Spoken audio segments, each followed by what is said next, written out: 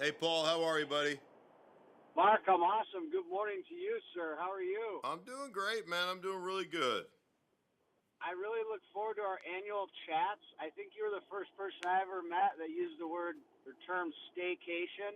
And I know you got another one for tailgating at home. What is it? Yeah, you know what? It starts with technology, Paul, and LG, the OLED TV, 77 inches, stunning picture quality, perfect blacks, rich colors, smart TV, Google Assistant built right in, also Amazon Alexa compatible, voice command.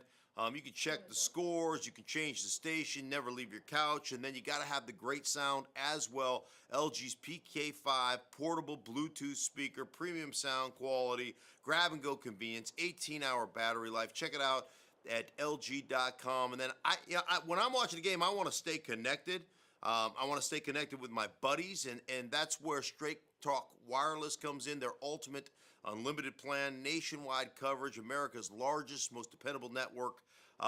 Manage your fantasy rosters, talk smack with your buddies, unlimited data, high-speed videos, all at $55 a month with no contract. StraightTalk.com. Got to have the snacks when you're talking about your staygating or your home tailgate type of thing.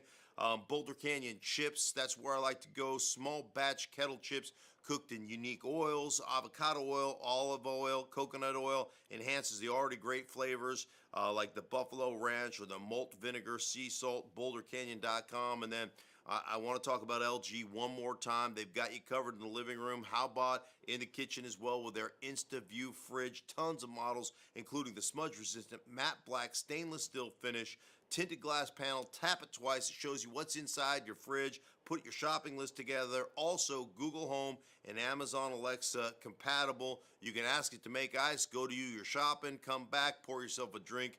Find out more at LG.com. That's perfect for the home gating, and it all starts, as I said, with the technology. Mark, you're truly in mid-season pitch form. Yeah. Speaking of LG, you're the product pitchman OG. You're like this generation's Ron Popeil. there you go. Hey, listen, if I could be Ron Popeil, I'm in. Like, point me in that direction, I'm in. A whole career of pitching all kinds of products. You're well on your way, sir.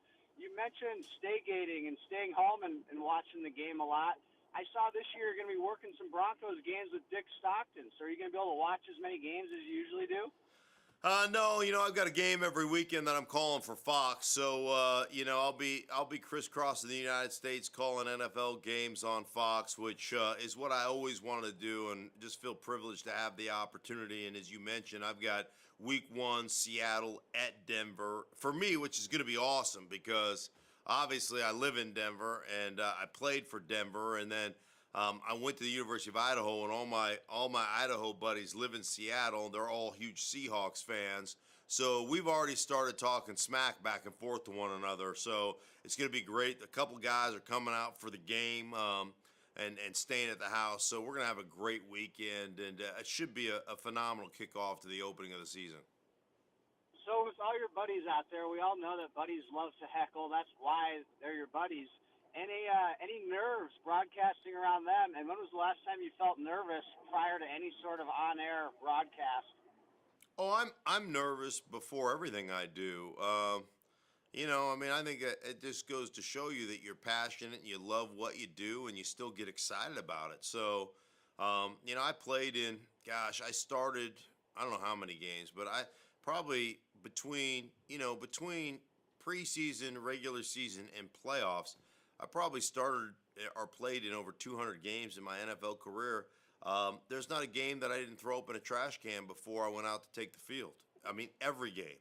So I'm wired that way, man. I think you always got to be a little bit nervous, right? You got to be excited about what you do for a living. I'm passionate about it. Does this mean that Dick Stockton is going to get thrown up on sometime during the season? If he's not careful. No, I mean, listen, the one thing about broadcasting, I'm nervous, but I know nobody's going to hit me. So I'm okay. I'm not going to throw up before the broadcast, but I still get the butterflies. I get excited about it. I get excited about having that opportunity to to call a game and to be in, to be in those households. And hopefully, you feel like you're watching it right along with me. So that's kind of the goal. But yeah, I still get nervous about that. I mean, I think it's an awesome responsibility. They call that coming through the screen, Mark, and you got it in spades. You've done color before, right? Yeah, I called games for Fox last year with Dick Stockton. So this is my second year. My second year in the booth, and I tell you what, Dick Stockton, 52 years now.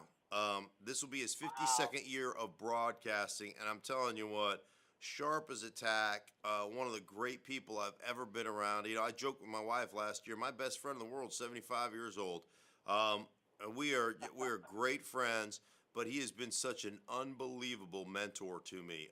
He's helped my broadcasting. He taught me, what to do to call games. And I just am forever in his debt. I'm so grateful to have had the opportunity to work with Dick here. It'll be my second year.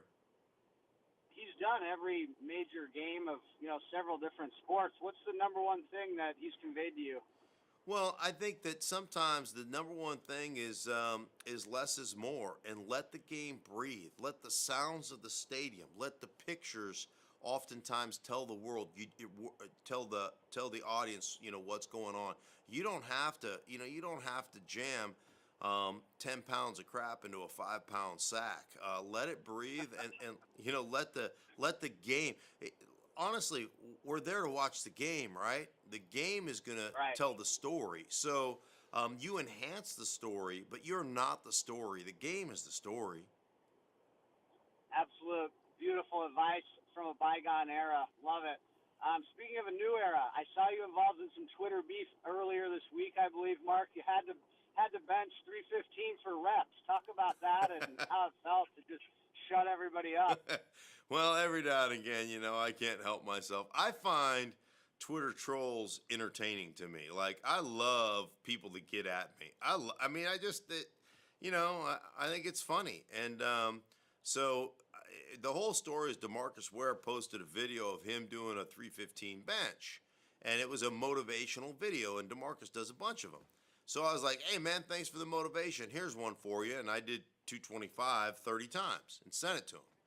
And that's crazy. Right. And so then he's like, dude, this is awesome. And it wasn't meant to be posted, but he posted it. So now, now it's out on the internet, right? So now I'm getting, Twitter troll guy that doesn't know anything about lifting coming at me going, well, those weren't full reps. Or, yeah, but he did 315. You couldn't do 315. I'm like, are you kidding me? I just did 25, 30 times. Of course I could do 315. So I was in the gym the other day. I didn't even warm up. I just put 315 on a bar. I hadn't done it since, almost 20 years, since I retired 18 years ago. So I put it on. I did it 6 times really easy. Then I did 2 pause reps after that. So I lowered it in my chest, sat there for a second, pushed it up. So I did 8 reps, racked it, and got up off the bench and go, yeah, I guess I can do it. It's kind of an up yours to all the, all the trolls on Twitter. So, yeah, it was, for me, it was kind of probably the most viral video I ever did. I think it's got close to 500,000 people watched it. So, kind of a cool thing. But DeMarcus hit me up just yesterday. It was like, hey, let's do another video. Like, what can you do? Because I know you're crippled. So I was like, hey, DeMarcus, I've had 20 knee surgeries, so let's stay away from the leg stuff. Like, I got the legs of a 180-pound man. Anything upper body, I can fight through, right? So we'll see what happens. Squats are out. Yeah, Mark, no question. What's the best Twitter insult you've heard recently? Like one that was so good, even you had to just laugh at it.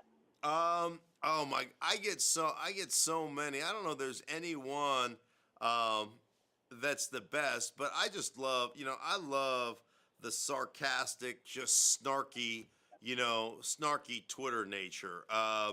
And so, I don't know that there's anyone I can come off the top of my head that was great, but I get a lot of, I get a lot of creative people. Then I get a lot of idiots too, that say stupid things like the whole lifting thing. One guy tweets me and says, you could probably bench 380 based on 315. I go, that's so random. I know you don't know anything about lifting, because like you would go 365 as 3 plates and 25s or 385, 380. Nobody in the world does that. So I mean, like you're stupid. Let's move on. You don't know nothing about lifting. Final question. We're coming up against it. About 30 seconds left. How big is the LG TV in your living room? I've got like I think it's a 70-inch. This one the one behind me 77, and it's spectacular. So Just like you, sir. Just like you. right, yeah, absolutely, absolutely. Thank you, Mark, Paul. I appreciate you, man. Thank you. You're awesome every year. Have a good season. You too, buddy. Take care.